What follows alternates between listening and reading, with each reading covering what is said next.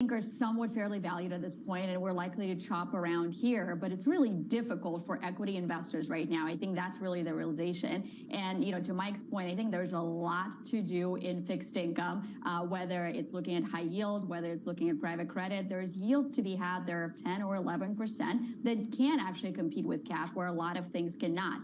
And when I do look at equities, and it looks like we're fading here a little bit, but I do want to go back to the energy sector. I mean, one area of capacity we did not invest in is oil, and especially if China comes back online next year, this is a very bullish for oil prices. So I would stick with dividend payers in equities, and energy as being one of those top sectors. Seeing that in commodities right now. Brent crude 97.93, just short of 98. WTI 91.67. To the both of you, thank you so much as always. Every single payroll's Friday. Mike Collins there, Anastasia Amoroso. The equity market, to Anastasia's point, fades a little bit. The gains fade in the last 20 minutes. On the S&P, we're up just 0.4%. On the Nasdaq, Abby, up around 0.2%. Abby, how's your sector price action? Yeah, John, it is pretty interesting here. We are, of course, looking at the first update in 5, but nonetheless off the highs, as you and Anastasia were just talking about. And sector-wise, it's interesting because the S&P 500 up 0.4%, but most sectors higher. Materials leading the way up 1.9%, and then that energy, consumer discretionary, some of the mega cap techs in there, but technology and communication services, where more of those technology stocks either up slightly or down slightly, and then real estate and utilities, not surprisingly, down with yields higher. Let's take a look at the week that was, though, because we are, of course, looking at the worst week, the first week down in 3 weeks, and the worst week since September 23rd. There's only one sector higher, not surprisingly. That is, once again, energy, with oil up about 4% on the week. And then take a look at those mega cap tech heavy sectors, John. They are down, down, down, really questioning whether or not this bear market rally has any legs or if it's over. Abby, thank you. What a week. It's almost over. Coming up next, the Trading Diary to get you through to the weekend and out the other side. From New York, this is Bloomberg.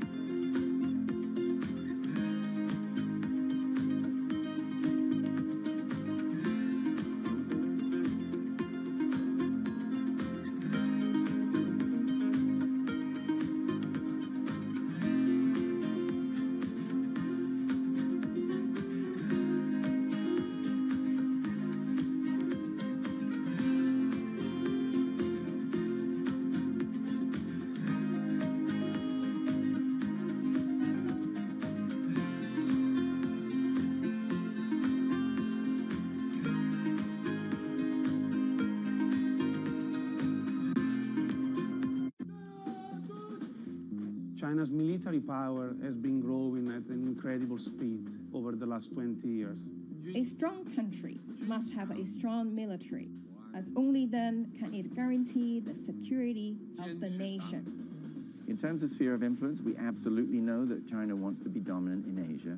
So there is a target to get to that point, to be a military that is a peer to the greatest militaries in the world by 2035. The competition for influence is a global one. And through a multi-decade trajectory fueled by planning, money, and pragmatism, China is building a military that allows it to shape the 21st century just as the U.S. shaped the 20th.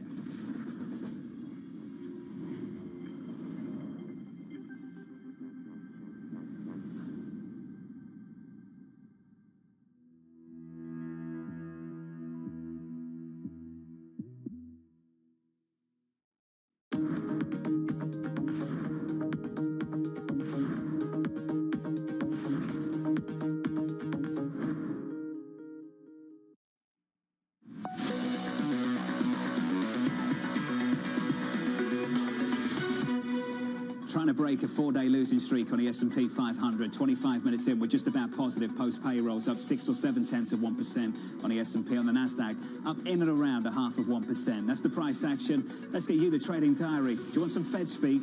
It's imminent. Boston Fed President Susan Collins speaking at the top of the hour. Then you'll hear from the President of the United States promoting his bill to boost U.S. tech manufacturing. 2:45 Eastern. He'll be speaking over in San Diego. Looking into next week, Fed speak from President Collins, Mester Barkin on Monday, followed by Williams later in the week. U.S. midterm. elections. Coming up on Tuesday, we'll have some fantastic shows for you lined up down in Washington. And finally, the big print of the week, it's all about CPI coming up next Thursday. From New York, that is it for me. Thank you for choosing Bloomberg TV. Good luck for the rest of the trading day. This was the countdown to the open. This is Bloomberg.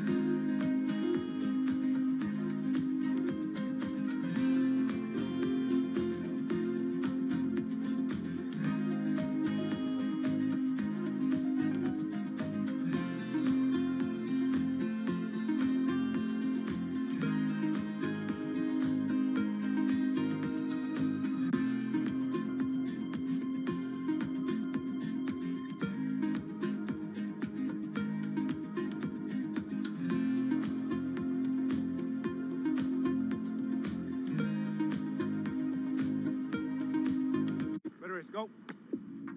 After hardly a full year of name, image, and likeness deals being a reality, UCLA quarterback Chase Griffin already has more than 20 deals with major brands, venture, and charitable groups, all while balancing graduating undergrad in just 2 years and fighting for playing time on the field. Chase Griffin out of the gun. We are joined by UCLA quarterback Chase Griffin, not just UCLA quarterback, but name, image, likeness superstar. I am psyched for this one. This kid could actually be the president of the United States someday. When it comes to building generational wealth, it's not about the money that you make in college. I'm very excited that I made the amount of money that I made last year.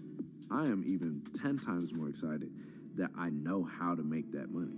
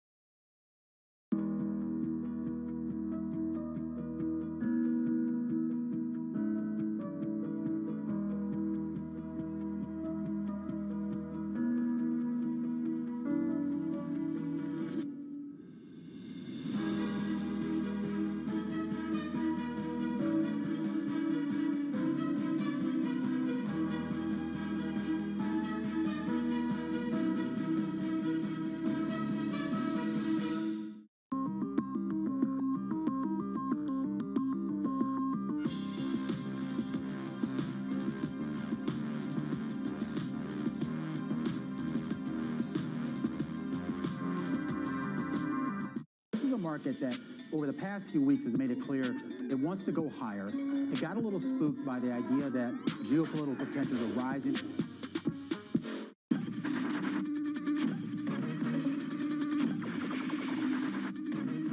Pepsi's Number Fever campaign in the Philippines has probably gone down in history as one of the biggest marketing disasters in history, mainly because of a human error that led Pepsi to print more winning caps than they planned.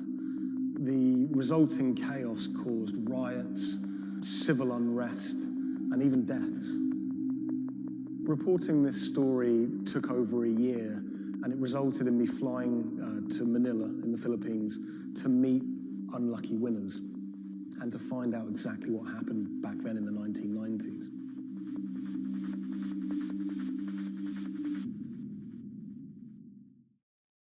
My name is Jeff Maish. I'm a journalist based in Los Angeles. I wrote the story for Bloomberg Business Week about Pepsi's Number Fever campaign. The Philippines is a really interesting country. It's made up of thousands of islands. And it's also a country that's very heavily influenced by America. American culture is everywhere you look in the Philippines. They're obsessed with Frank Sinatra music, for example. They love all things America, and that extends to their love for soft drinks, Pepsi Cola, Coca-Cola. In the 1990s, it was everywhere. Pepsi and Coca-Cola were embroiled in what is now known as the Cola Wars. It was a fierce battle for market dominance. Number Fever was already a really popular promotion. It had been rolled out in America to great success.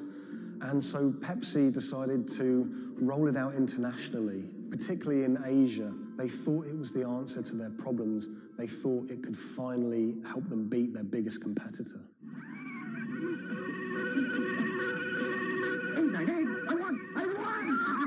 Look for the winning number in sari stores every day, also on TV, radio, and newspapers. You could be a millionaire. $1 million pesos, or $68,000, doesn't sound like a lot now, but in 1992, that was a phenomenal amount of money. You've got to remember that in the Philippines at the time, the average monthly income was about $100, so $1 million pesos was wealth beyond anyone's wildest imaginations. Number Fever caught fire in the Philippines. Kids were saving up their pocket money to buy a bottle of Pepsi. Parents were squirreling away all of the bottle caps in bags. You would walk down the street and people were going through trash trying to find discarded bottle caps. It was a national phenomenon. Pepsi boasted that half the population of the Philippines was playing it. Number Fever boosted Pepsi's sales every month from $10 million to $14 million. It had a huge impact on Pepsi's bottom line. Number Fever quickly became number hysteria.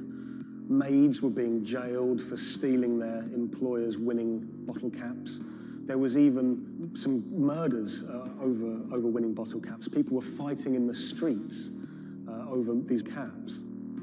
There were signs that there were going to be problems with Number Fever very early.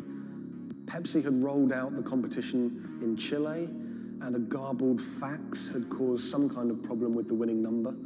They'd announced the wrong one in Chile, causing riots. There were signs that there could be big problems ahead if they didn't keep their eye on the ball. So in 1992, Pepsi decided to extend the campaign in the Philippines, and they announced that the competition would go on for a few more weeks. One night, on the television news, they announced the latest winning number, 349. The problem was, 349 had already been allocated as a non-winning number in earlier campaigns. So there were literally hundreds of thousands of bottle caps with 349 just floating around the Philippines. Hundreds of thousands of people all across the Philippines, thousands of islands, were finding winning bottle caps. 349, 349. Some people had 10 lucky 349 bottle caps. People were dancing in the streets, celebrating. They thought their problems were over. They were millionaires. It's still not certain exactly how many winners there were of lucky 349 bottle caps, but we know that Pepsi printed over 600,000 of them. Pepsi realized very early that there was a problem. Hundreds of people started arriving at their bottling plants with their lucky bottle caps. They realized something was seriously wrong. Pepsi tried to solve the problem by offering a small token donation to anyone that brought a lucky bottle cap to their bottling plant. But it wasn't enough. People didn't want just a handful of pesos. People wanted their $1 million peso prize. Within a year, violent protests and riots outside Pepsi factories would leave dozens injured and 5 people dead. At one Pepsi factory in the Philippines, a grenade was thrown through the window. It killed 3 Pepsi employees.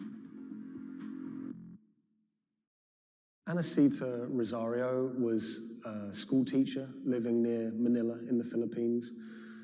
She was one of the tragic victims of this whole thing. She was walking to a nearby store to buy some rice one day when a Molotov cocktail was thrown at a Pepsi truck in a violent protest.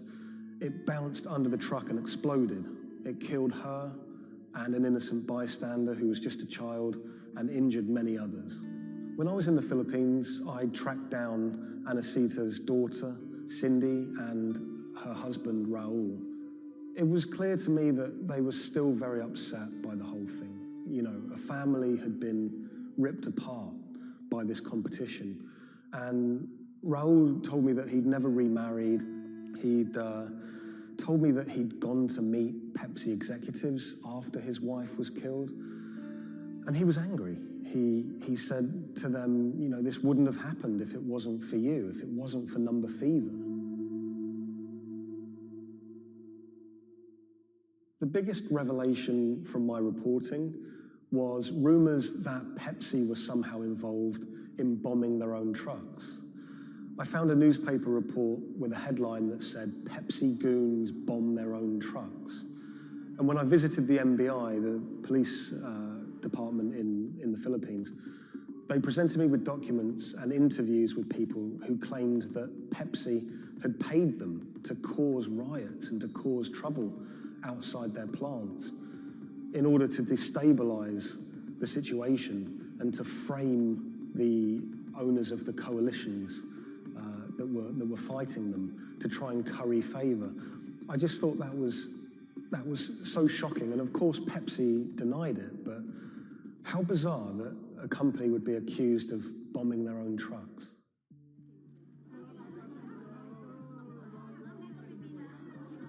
The contest had sparked so much anger in the Philippines because it landed at just this really weird time in the Philippines' history. It was during a crazy election that was racked with allegations of fraud. The Philippines was in a kind of love-hate relationship with America. They loved, obviously, the American aid and finances that was pouring into the country, but at the same time, they yearned for independence. They wanted to be their own country. Vicente Del Fierro was a local preacher living in Manila, and he hated the Number Fever campaign. Del Fierro thought Pepsi's Number Fever campaign was just one of the many ways that America was asserting its dominance over a third world country. He hated seeing his fellow countrymen get ripped off, in his eyes, by this huge multinational American company. He wanted justice. Del Fierro rounded up over 800 winners of 349 bottle caps, and he got them all together to sue Pepsi for over $400 million to be divided between those holders of lucky bottle caps. Del Fierro took money from some of the people who could afford it. They paid him 500 pesos to help with legal fees. But for people who couldn't afford the money, he would just represent them pro bono. The alliance is to build up pressure on Pepsi. And so you see people marching in the streets. So we have mounted our own campaign, even in the U.S. He flew to America and he hired two consumer lawyers here in America to take on Pepsi. He had a meeting at Pepsi's headquarters to try and resolve the problem, but he said he wanted to take it all the way to the highest courts in America. When those cases were heard in America, those courts decided that this was a problem that should be heard in the Philippines, not in America. Back in the Philippines, Del Fierro continued his case in the Filipino courts. At one stage, there were arrest warrants handed out for 9 Pepsi-Cola executives, which he saw as a big victory. We don't know if those arrest warrants were ever upheld, but it made newspaper headlines across the country. Pepsi did not take kindly to Del Fierro's campaign. They tried everything to shut him down. They sued him for libel. My father had to attend 3 times a month for a branch 145 and another hearing for the branch 113A, also 3 times a month. Also, there was a time my father was hospital due to heart failure. Still, he had to attend the 2 branch hearing. Otherwise, for not attending, the judge will issue warrant of arrest to my father. My father passed away January 13, 2010. After staying for almost 1 year in the hospital, he died of complication due to heart failure. After the death of my father, I was inspired to do the website. PepsiCo will be remembered for what they did to the consumer in the Philippines and to my father. When I reached out to Pepsi for comment for this story, They claimed that they didn't have access to anyone who was working at Pepsi that was around in those days. They also said that during COVID-19 they didn't have access to their documents about this, but you know, they were very careful to say that they were sorry for everything that happened, and we do know that Pepsi did try everything to try and make this right. The Pepsi number fever disaster cost the company millions. We know that they paid up to $10 million in those goodwill payments, but the financial effect could be much greater. After the disaster, we know that Pepsi sales dipped. They were overtaken by Coca-Cola again.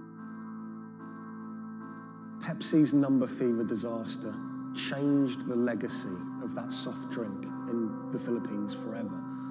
Some people of a certain age won't touch it. For many people, Pepsi is a taboo word. A lot of the people that I spoke to were still quite traumatized by their experience, by that experience of winning $1 million pesos, losing it, and then returning to their normal life in poverty in Manila.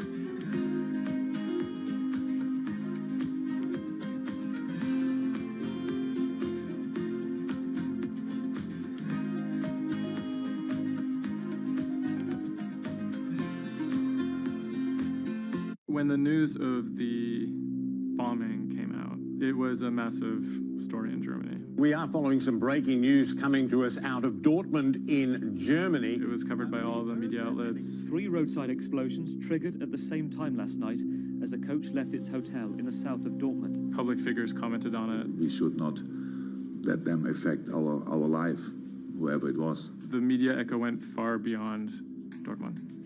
I think it was front page news in every single big paper around Europe.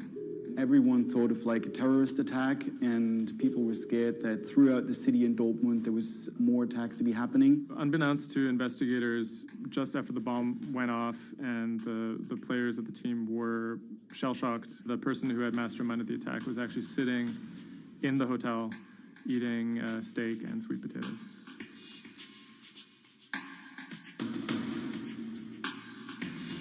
My name is Thomas Rogers. I'm the journalist who wrote the article, The Get-Rich-Quick Scheme That Nearly Killed a German Soccer Team.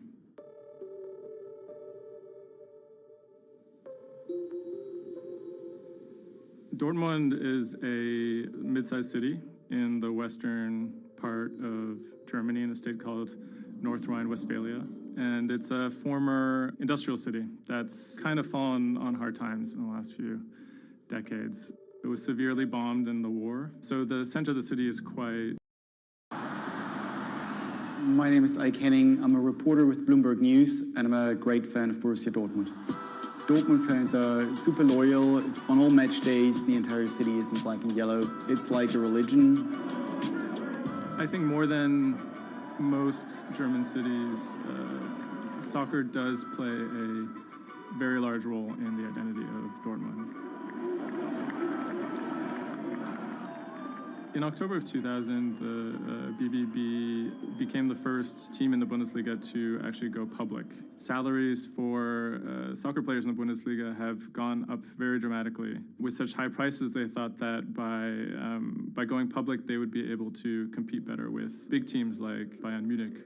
Unfortunately, that didn't go too well. Dortmund bought too many expensive players, high wages, and the club almost went bust in 2005. The price of their shares, it has sometimes gone up, but mostly gone down since they made that decision. So on April 11th, 2017, the team was staying in a hotel on the outskirts of Dortmund. Match days are always special in Dortmund. Everyone is looking forward to it. The team always meets in the same hotel ahead of matches. They stayed in this hotel in order to have a kind of neutral space before games so that they could concentrate, be sort of isolated from distractions, things like that. Everyone was pretty optimistic they had a chance to go really far, maybe into the finals. I was in the office and getting ready for match day. I was going to meet with a friend, a fellow Dortmund supporter, in a pub. As always, the fans are very excited about matches. On that day, they were heading to play in the quarterfinal against AS Monaco at Signal Iduna Stadium, which is in the center of Dortmund. Shortly before 7 p.m., the players of the team boarded their official team bus. When the bus took off the parking lot of the hotel and turned on the street, there were three detonations, 3 bombs that exploded and hit the bus of Dortmund. 3 explosions occurred close to the Borussia Dortmund team bus. The B team bus had just left the hotel. The explosions destroyed 2 windows in the rear part of the bus. People screamed, people jumped to the ground. The fellow Dortmund fan I was supposed to watch the match with, he called me and said, turn on the TV, there was an attack of the Dortmund bus. And I thought he was like, that was impossible.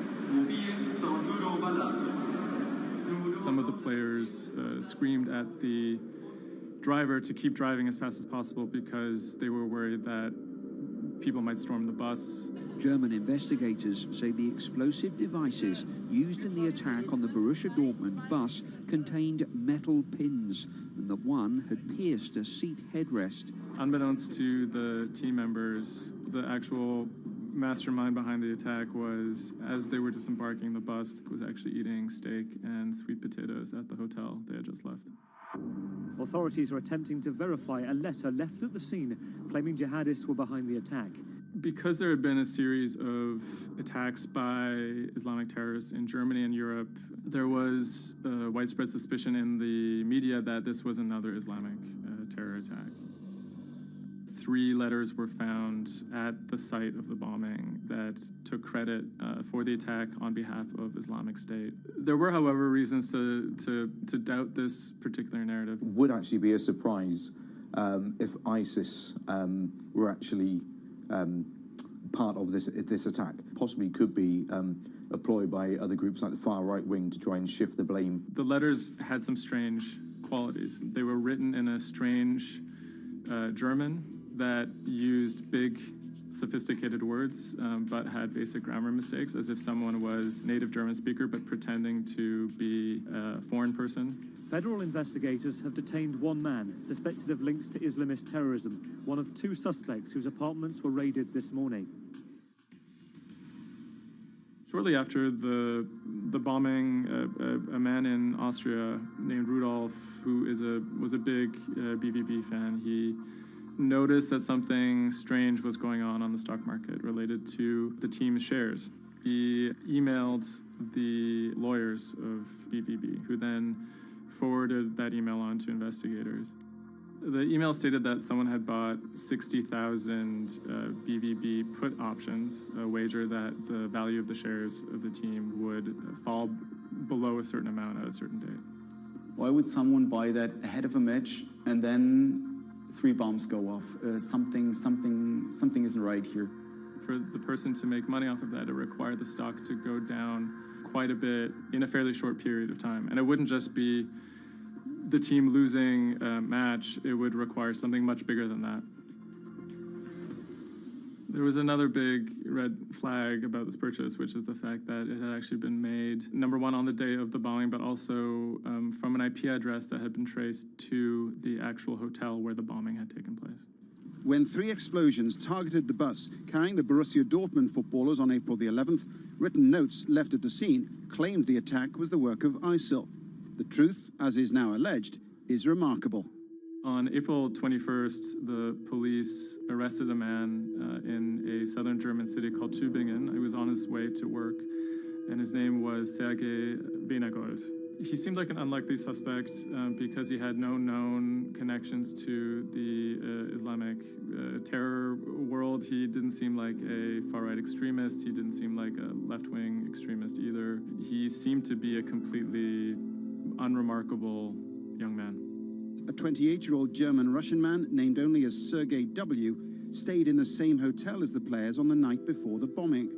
He specifically requested an upper room overlooking the bushes where the explosive devices were hidden. The media dissected why he would do that, what was his past. He had been inspired by the 2015 terror attack in Paris. And he noticed that in the aftermath of the attack, the stocks of French companies went down. And he believed that if an attack took place that was directed at a specific company, that the decrease in stock price for that company would be even more dramatic. It never occurred to anyone that someone would do that out of greed. We now know that the suspect bought 3 different derivatives on the Borussia Dortmund shares. With all these derivatives, he bet on falling shares.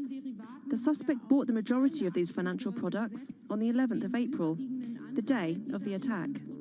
If the plot had been completely successful and the stock had reached a value of 0, Venergold would have made up to 570,000 euros, or the equivalent of about $608,000. Ultimately, the plan completely backfired. The attacker, Sergei Venergold, didn't make any money. In fact, he lost money.